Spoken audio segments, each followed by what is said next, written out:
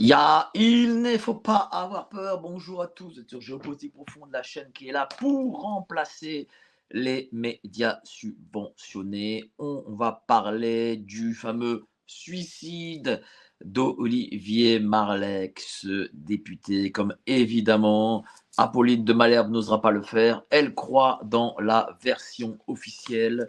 L'officiel, c'est le suicide. Il n'était pas très bien, il sentait mal et donc du coup, il était fragile, comme vient de le dire François Bayrou là à l'instant. Et donc du coup, à cause de ça, il s'est suicidé.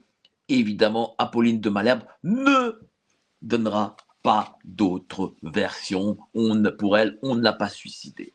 Donc, on va parler de ça. Mais avant tout, n'oubliez pas, adhérer au club Géopolitique Profonde. La lettre hommage au général de Lavarde. Encore un mort, encore un mort. Ça n'arrête pas. Ça n'arrête pas les morts. Donc vous cliquez sur le lien ci-dessous et vous aurez 7 jours d'essai gratuit. Alors, il se trouve que Olivier Marleix, je l'ai connu dans mon autre vie, il y a à peu près, je crois, ouais, 15 ans de cela, je ne l'avais pas vu, ouais, je l'avais pas vu depuis quand même quelque temps, hein. Ça, pour le coup, c'est une réalité. Mais bon, j'ai plus connu son père, Alain Marleix, qui était ministre de Monsieur Nicolas Sarkozy et qui a été dans le redécoupage électoral. C'est lui qui a redécoupé voilà, les circonscriptions, les législatives, etc. Et c'est un ancien de chez Pasqua, je crois. Donc voilà.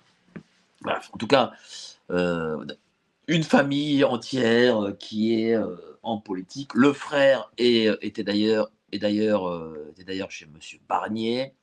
Bref, on pourrait se dire que c'est une famille qui est très mainstream, très dans le rang et tout. Mais lui, Olivier Marleix, heu, bon, et c'était pas le plus gros des rebelles, malgré tout, il avait une forme de rébellion en lui, puisque déjà, il était contre toutes les questions d'injection, déjà, donc pour quelqu'un qui est LR, c'est quand même à saluer, voilà, c'est quand même à saluer, ce n'est pas rien, ils étaient pas nombreux. Alors il y avait, évidemment, le sénateur dont évidemment j'ai zappé le nom, je me rappelle plus, pourtant que lui quasiment que je connais. Bon, il y avait lui, il y avait madame, Brown, je crois, un truc comme ça, bah, bref. Je suis désolé, je n'ai plus les noms, voilà, je n'ai plus le nom. En tout cas, il y avait ce sénateur, Houpert, voilà, le sénateur Houpert, qui, était aussi contre la vaccination et heu et donc Olivier Marleix faisait aussi partie de, cette, génération, enfin de ces quelques-uns, pardon, qui étaient contre, eh bien, l'injection, obligatoire. Voilà. Donc c'était quand même à saluer et par rapport à ce que sont les républicains, c'est déjà pas mal. Et puis il avait une autre chose, c'est qu'il était un peu, le gars qui se battait contre la corruption. Vous savez très bien que la corruption dans ce pays est arrivée à un niveau gigantissime, faut se dire les choses. Comment expliquer que les déficits soient aussi importants alors que n'existe plus PGE quoi qu'il en coûte? Voilà, ça n'existe plus. C'est-à-dire qu'il n'y a plus de quoi qu'il en coûte aujourd'hui. Pourtant, nous avons des déficits encore plus importants qu'à l'époque quoi qu'il en coûte, de chômage partiel, PGE, tous ces trucs. Voilà. Comment l'expliquer alors qu'il n'y a pas plus d'investissement de la part de l'État? C'est pas compliqué, hein. Je vous le dis, hein, c'est que il y a 100, 150, 200 milliards d'euros par an qui filent dans certaines poches. Et Olivier Marleix l'avait très très bien compris et donc il a travaillé dessus.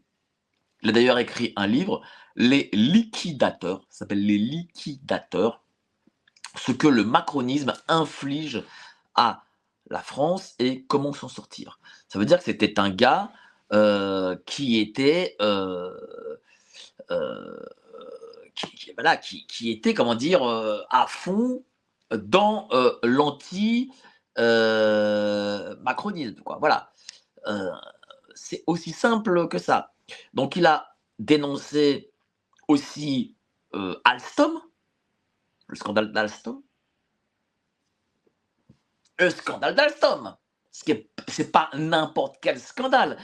Macron l'a vendu aux Américains pour 3 cacahuètes et a fait racheter par l'État pour beaucoup d'argent, sans évidemment les brevets derrière. Qu'est-ce qui s'est passé? Qu'est-ce que des gens se sont mis plein les fouilles? Olivier Marleix a travaillé dessus, il en a fait un excellentissime bouquin, voilà, Les liquidateurs, ce que le macronisme inflige à la France.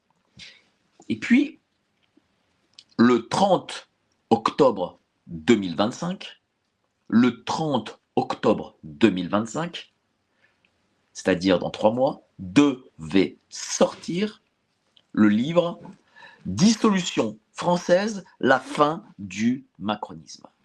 C'est bizarre ça. Le 30 octobre, Olivier Marleix doit sortir, 2025, c'est-à-dire dans 3 mois, doit sortir un livre, La dissolution, la fin du macronisme. Et qu'est-ce qui se passe? On retrouve Olivier Marleix pendu. Il se suicide, il est pendu. Pourquoi est-ce que Olivier Marleix va signer un contrat avec une maison d'édition, avec Lafon, Robert Laffont, qui n'est pas n'importe quelle maison d'édition? Robert Laffont a dû, j'imagine, donner une avance. Pourquoi signe-t-il avec une maison d'édition pour octobre, pour un livre pour octobre, et celui-ci se suicide en juillet? Enfin, je sais pas, je me pose quelques questions quand même, quoi. Sachant qu'il a révélé les fraudes Alstom, il était contre l'injection obligatoire. Enfin, moi, je me pose certaines questions. Voilà. Je le dis très sincèrement, ça me paraît très bizarre. Surtout après Éric Denessé, général de Lavarde. Bon, et puis ça commence à chiffrer. Hein. Ça commence un peu à chiffrer. Donc moi, je me pose la question, comment expliquer tous ces morts? Nous avons encore un autre mort, il y a 2 jours de cela, c'est le franc-maçon, pour le coup lui, macroniste, Laurent Kupferman, qui a été retrouvé, évidemment avec une overdose, hein, un franc-mac, un type essayiste, un gars qui travaillait dans les ministères, au Marianne, machin. On l'a retrouvé, on a retrouvé son cadavre, mort d'une overdose. On comprend bien aujourd'hui que il y a, je pense, de la part de l'État profond, une envie de se débarrasser de certains gêneurs. C'est évident. Ces gens ont des informations, ils ont des choses à dire, c'est bien, c'est une réalité. Et j'imagine que les informations qu'ils ont provoqueraient certains scandales. Parce que moi, je vais vous dire, ça me paraît très bizarre de voir Éric Denessé, dont on a appris suite à son suicide, qui se serait suicidé avec un fusil de chasse, comme ceci, et le fusil de chasse, on le retrouve sur la banquette passager. Ça, c'est les dernières infos que j'ai reçues en off. Voilà, je le dis très sincèrement. Voilà. C'est bizarre, vous faites comme ça, bim, ça va rarement comme ça. Bon, pourquoi pas? Pourquoi pas?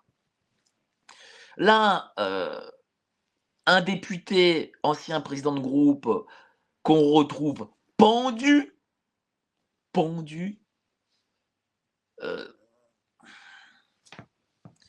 Pourquoi était-il pendu? Il y a 5 jours encore, il faisait des interventions à l'Assemblée nationale, des interventions, viriles et des interventions où, on sentait que le gars était combatif. Pourquoi a-t-il signé avec, Robert Laffont pour un livre qui sortirait en octobre? Pourquoi se suicide-t-il, avant la sortie de son livre? Pourquoi a-t-il signé avec Robert Laffont pour sortir un livre en octobre? S'il allait se suicider, il le savait. C'est pas pourquoi, c'est pour prendre quoi, une avance de 5 10 000 balles. Il est député, il est fils d'ancien ministre, toute sa famille est en politique, c'est des gens qui ont de l'argent. Il n'est pas à 5 10 000 balles près. Pourquoi ferait-il ça? Mais posons-nous la question. Et là, je suis sûr qu'il va y avoir tout un narratif, des BFM et compagnie. D'ailleurs, je remarque, première chose, qu'on parle très on en parle évidemment, mais pas tant que ça de la mort d'Olivier Marleix, ancien président de groupe LR. On parle là plutôt là du fameux couple Macron accueilli par Kate et William, à, en Angleterre. Donc ça c'est vraiment, voilà, c'est sûr que ça c'est l'info première. On a un député important qui se suicide et là, qu'est-ce qu'on va faire? On va montrer Kate et William. Alors, un, on en parle très peu. Deuxio, ceux qui en parlent, ils vont dire non, mais il était fragile, il était suicidaire, il était ceci, il était cela. Ils vont créer tout un narratif qui expliquera qu'en réalité, eh bien, ça fait longtemps qu'il voulait en finir, il en pouvait plus, et tout le tralala derrière.